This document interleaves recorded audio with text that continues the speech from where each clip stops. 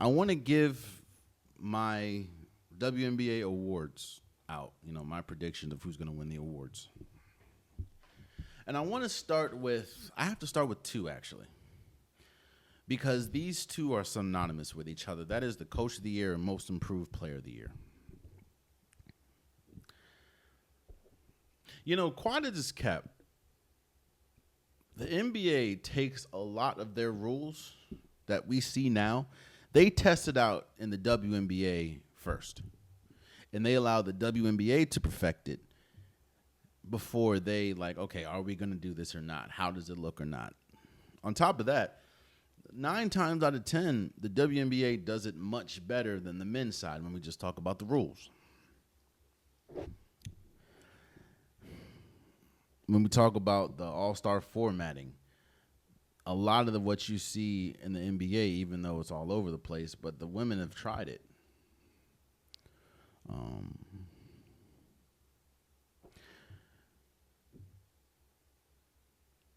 Other leagues, NFL, NHL, MLB, if you want to take note of how to successfully run a first-year expansion team, look at what the Golden State Valkyrie did their first year in the WNBA. Going into this season, nobody expected the Golden State Valkyrie to be good, because usually expansion teams are not good the first year or two.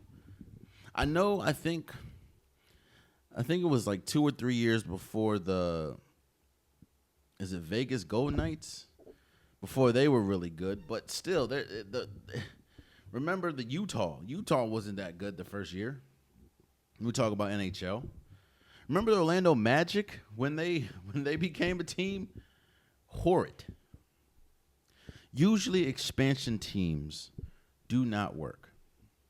Normally expansion teams are not good, which is why it is incredible that the Golden State Valkyrie not only exceeded expectations, but they made the playoffs their first year. Again, nobody expected. If you look at any analyst that talked about them before the season, if you looked at any predictions, if you listen to what I said, nobody thought, because usually expansion teams aren't good, nobody thought they would be good. So when I'm giving out my awards, I have to talk about the Coach of the Year and the Most Improved Player of the Year. Coach of the Year, I know I'm going to probably say your last name wrong, but Natalie Nakase, I know, I apologize for Coach of the Year. I apologize if I said your name wrong. And Veronica Burton for Most Improved Player. Again, nobody expected because I don't want to butcher your last name, I'm just going to say Natalie, so please don't take offense to it. I apologize. It's not. But you have to give it to Natalie.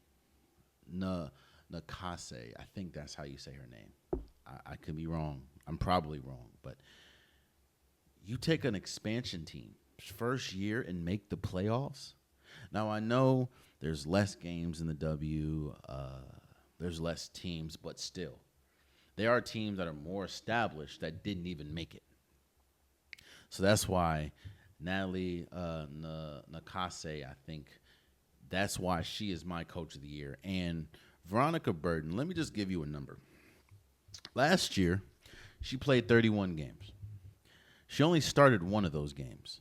And she averaged 3 points last year. Just 3. Compared to this year, she started all 44 games that she was in, and she averaged 12 points. That is a 9-point jump. You don't really see that much in either the NBA or WNBA. That just don't really happen like that. Veronica Burton was one of the main reasons why the Valkyries more than exceeded expectations this year and made the playoffs. So because of that, I have Natalie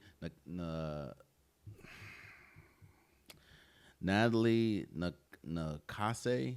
I apologize for saying your name wrong if I did.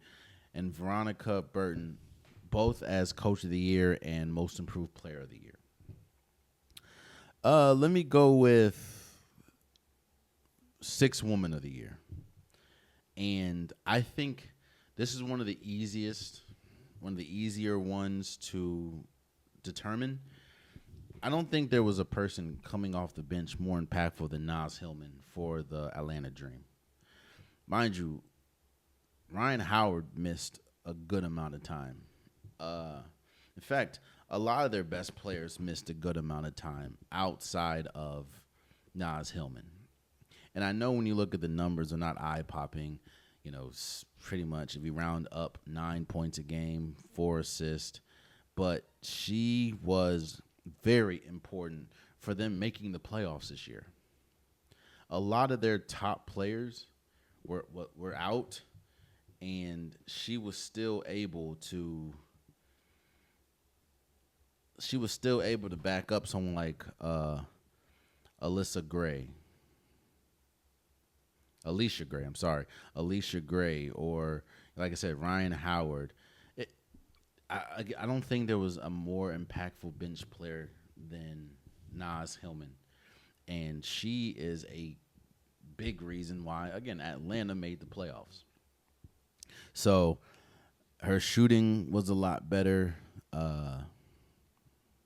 Yeah, I think this is. I don't think that there was really a close second, in my opinion, to this race. I have Naz Hillman from the Atlanta Dream winning the Sixth Woman of the Year. Then you got the Defensive Player of the Year. I think that this was actually a tough one because it was between two people. It was between Alana Smith and Nafisa Collier. Actually, three people. Alana Smith, Nafisa Collier, and Asia Wilson. And the reason why I gave it to Alana Smith is because, A, the Minnesota Lynx is the top team, even with Nafisa Collier missing as much time as she did. They're the top team in the W going into the playoffs. They're the number one seed.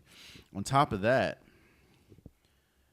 even with Nafisa Collier being out, they would put Alana Smith on their best player. Now, Nafisa Collier was incredible defensively.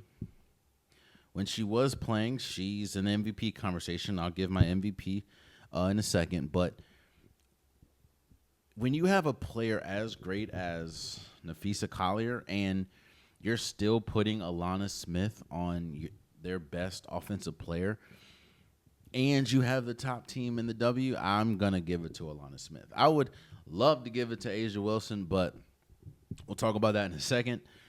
I have Alana Smith as the Defensive Player of the Year. I think it was very close between those three, but again, Minnesota being the number one seed and Nafisa Collier missing a lot of time and them putting Alana Smith on the best player usually and her doing a really good job at it, I have Alana Smith as the Defensive Player of the Year. Now, let me get on my soapbox for a second.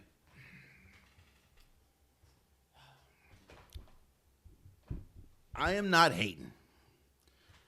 I am not saying that she shouldn't win. In fact, I think Paige Beckers is going to and should win Rookie of the Year. I don't think there was another rookie as impactful as Paige Beckers this year for her team. Now, I know that the Dallas Wings did not make the playoffs, but Paige Beckers was incredible. Paige Beckers had an incredible first season. I mean, she finished the season averaging 19 points a game, 4 rebounds, 5 assists, and 2 steals, essentially. She was an all-around player at 23. I get that.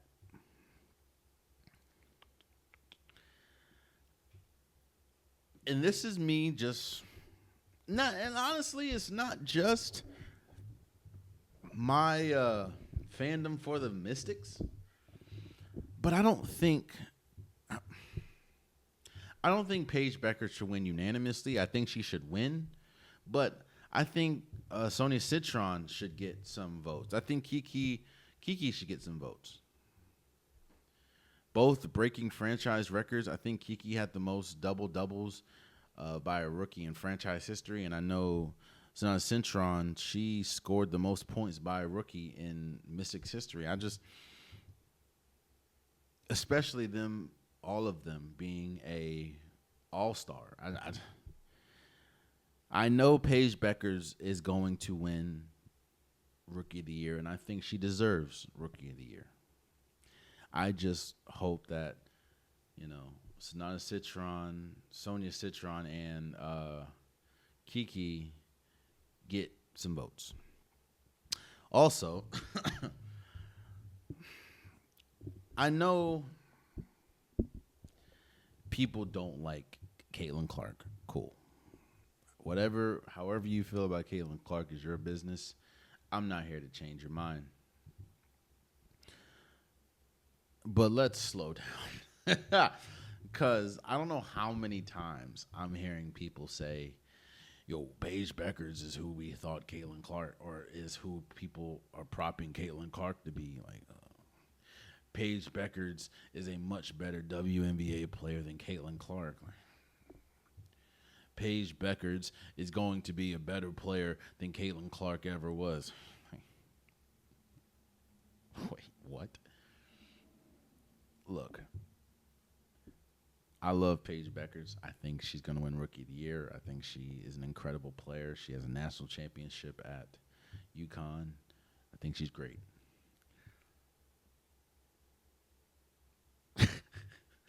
Let's not forget who we're talking about. We're talking about Caitlin Clark.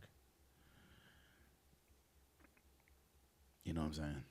Like, if Caitlin Clark, let's say Caitlin Clark, if she's Steph Curry,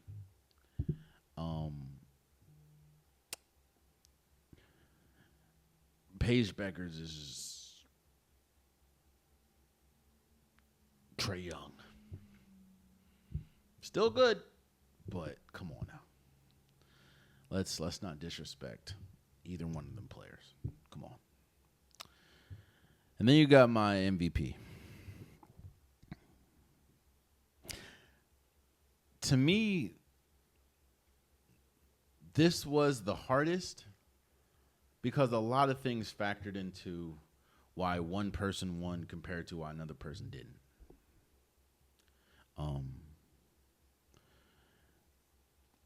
The two, I know that Alyssa Thomas is in this race, but I think it's a two-man race. I think it's between Afisa Collier and A'ja Wilson.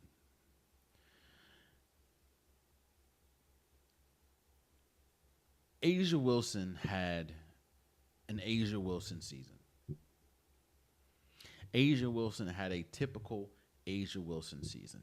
Now, you're probably hearing me say that and think to yourself, well, damn, Jalen, you're really minimizing A'ja Wilson's season. No, that's me saying just how great A'ja Wilson is. There's a reason why she's currently a 3-time MVP. A'ja Wilson, there was a lot of questions and narratives going into the season or asking who's the best player in the W. A'ja Wilson slammed the door on that conversation and showed people why she is still the best player in the W. Even though she didn't win MVP last year, she's showing, not only should that MVP have been mine, I am still the best player in the W. She had a typical A'ja Wilson season. She finished 24 points or 23 points a game, 10 rebounds, 3 assists, 2 steals, and 2.3 blocks a game.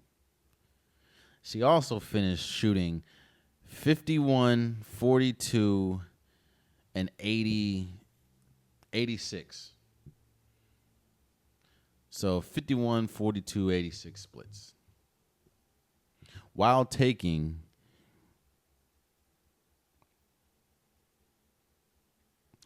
about 10 to 15 shots a game. A'ja Wilson is her.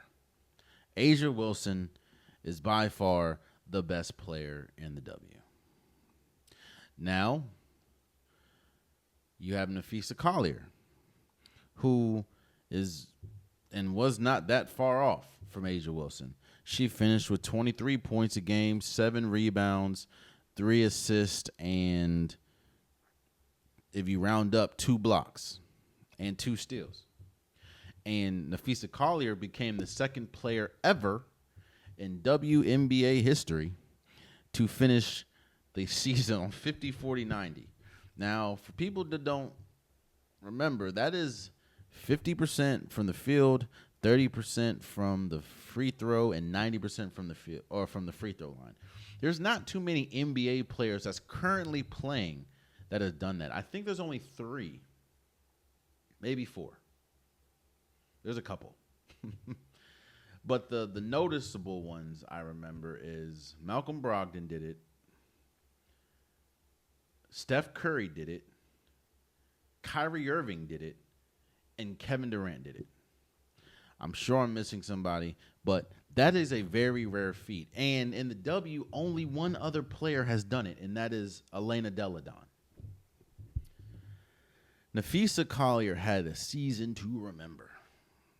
Not only was she one of the best players in the W, but she led the Minnesota Lynx to the best record in the league.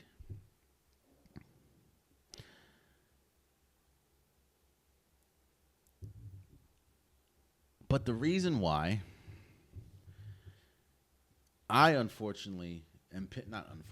reason why I'm picking A'ja Wilson as the MVP is because of how the season ended. Nafisa Collier, and obviously it wasn't her fault, but she missed, I think, 11 games, 10 or 11 games, and finished the season a tad bit bumpy. I mean, I know their last few games, they went 2, 4, 5. They went 4 out of 5. Shout out to them. That is the Minnesota Lynx, but the Vegas Aces finished on a 16-game win streak. And when they played against each other, I think, and that's another thing. When the race is as close as it is, and you get to play against that opponent, that is when I think those matchups count huge or count a lot more than normal. For instance, the year it was an extremely close race for MVP when we were talking about Nikola Jokic and Joel Embiid. And Joel Embiid played Nikola Jokic late in the season, and Joel Embiid, I think, killed Nikola Jokic. I think that is kind of what solidified Joel Embiid winning that MVP. On top of that, you kind of saw that as well, even though he had an incredible season. You kind of saw that last year as well. The MVP race got extremely close between Nikola Jokic and Shai Gilgeous, and then when they played each other, he didn't kill him, but he outplayed Nikola Jokic. I think when the race is that close, that's when you these matchups go against, or these matchups are important. So when you go up against A'ja Wilson and you only score 12 points, when A'ja Wilson scores 31, yeah, and gets the win, yeah. I know that they beat them by like 50 points earlier in the season, but the last matchup, A'ja went on. And now I think about it, A'ja, I think she had she has the most 30-point games in the regular season for sure. Like, I think it's a razor thin award this year, and I'm giving it to A'ja Wilson. 1, because she played more games. 2, because she's the best player in the league. And 3, because the last time they met up, both of them were healthy, both of them played. A'ja well outperformed Nafisa Collier. And that's who I have winning my awards. Now, I'm gonna give my predictions in this. I'm gonna give my predictions now. Actually, I don't know. Hold up. WNBA playoff bracket. I don't know who. Let me say this. As I'm going to be fair. Because I was very vocal last year with Oregon.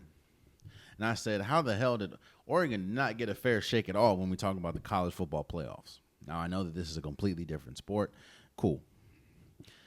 But no offense to Seattle, no offense to Atlanta, no offense to the Fever, but if you look at the road that the Vegas Aces has to get to the NBA or WNBA finals compared to the Minnesota Lynx, where they got Minnesota has to first go up against the Valkyrie. Then they have to play the winner of either Phoenix or the reigning champions in New York.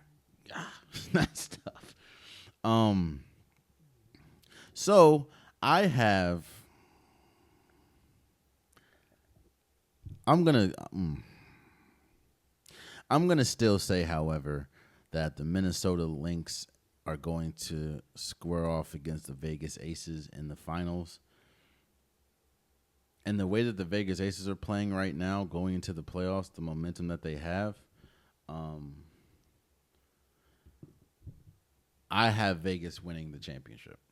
I know that going into the season, I had the Minnesota Lynx, but I have the Vegas Aces. The way that they're playing, the way that they figured everything out, I was extremely wrong. I remember coming in here saying that Vegas should blow it up. I was wrong. They found a way how to use Jackie Young to the best of her ability. They found a way to use Jewel Lloyd, is what I was talking about. They found a way to use Jewel Lloyd to the best of her ability. Chelsea Gray has had a reemergence throughout the season. This Vegas Aces team, even though a lot of the issues that they had going into the biggest issue that they had was they didn't have a bench. You bring Jackie or Jewel Lloyd, off the bench, that has changed everything for this team. I think Vegas is going to win the championship. The same team I wrote off halfway through the season, I think completely turned it around, and I have them winning the championship. So we'll see. Oh man, you stayed to the end of the video. I appreciate you. If you like what you saw, be sure to hit that subscribe button so you'll never miss any content from your boy. You can also go back and watch past episodes, past clips, and don't forget that the Unpopular Podcast, new episodes drop every Wednesday and Saturday. Appreciate you.